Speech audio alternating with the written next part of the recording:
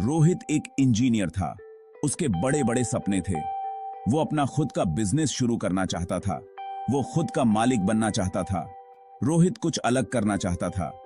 रोहित जानता था कि ये आसान नहीं होगा, लेकिन वो दृढ़ था। वो कड़ी मेहनत करने को तैयार था। वो रिस्क लेने को तैयार था। रोहित के पिता एक सीधे साधे इंसान थे। वो अपने बेटे के लिए सबसे अच्छा चाहते थे। वो चाहते थे कि रोहित के पास एक सुरक्षित नौकरी हो। वो चाहते थे कि उसकी जिंदगी अच्छी बीते। सरकारी नौकरी सबसे बढ़िया है। रोहित ने अपने पिता की बात सुनी, लेकिन उसका मन तो कुछ और ही चाहता था। एक दिन रोहित छुट्टियों में घर आया था। वो अपनी मां की घर की सफाई में मदद कर रहा था। वो पुराने अखबार और बोतलें बेचने के लिए इकट्ठा कर रहे थे। तभी उसके दिमाग में एक आइडिया आया। रोहित ने सोचा, क्यों ना एक ऑनलाइन कबाड़ इकट्ठा करने का बिजनेस शुरू किया जाए। रोहित ने अपने सबसे अच्छे दोस्त रघु को अपना आइडिया बताया। रघु एक वेब डेवलपर था। उसे रोहित का आइडिया बहुत पसंद आया। वो मदद करने के लिए तुरंत तैयार हो गया। हम एक वेबसाइट बना सकते हैं। लोग ऑनलाइन पिकअप शेड्यूल कर सकेंगे। ये बहुत आसान और सुविधाजनक होगा। रोहित बहुत खुश हुआ। उसे अपने सपने का साथी मिल गया था। भाग 5, अपने सपने का निर्माण। रोहित और रघु ने अपने आइडिया पर काम करना शुरू कर दिया। उन्होंने घंटों कोडिंग और डिजाइनिंग की। उन्होंने अपनी जमा पूंजी से एक साधारण वेबसाइट बनाई। उन्होंने अपनी वेबसाइट का नाम रखा कबाड़ से खजाना, जिसका मतलब है कचरे से खजाना।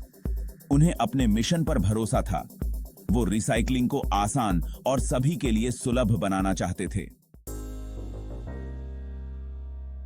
भाग 6, चुनौतियों का सामना। कोई भी बिजनेस शुरू करना आसान नहीं होता। रोहित और रघु को भी कई चुनौतियों का सामना करना पड़ा। उनके पास साधन कम थे।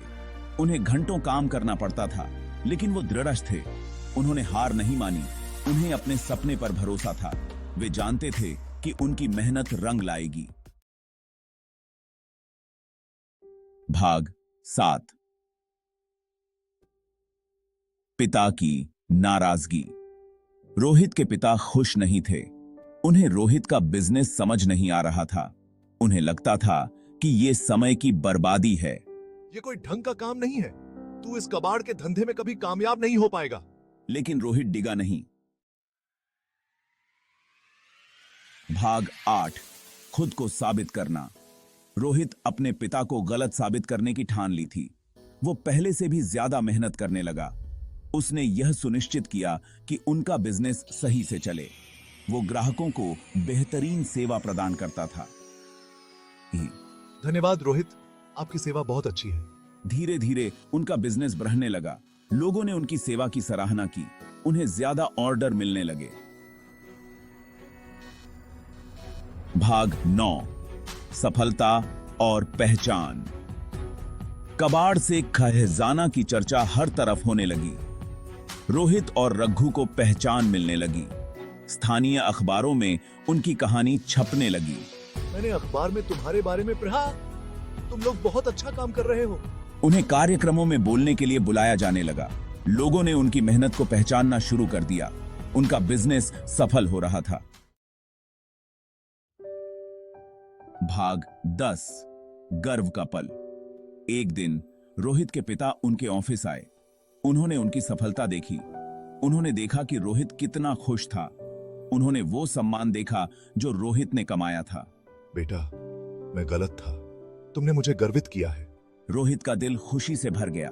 उसने आखिरकार अपने पिता का अनुमोदन प्राप्त कर लिया था।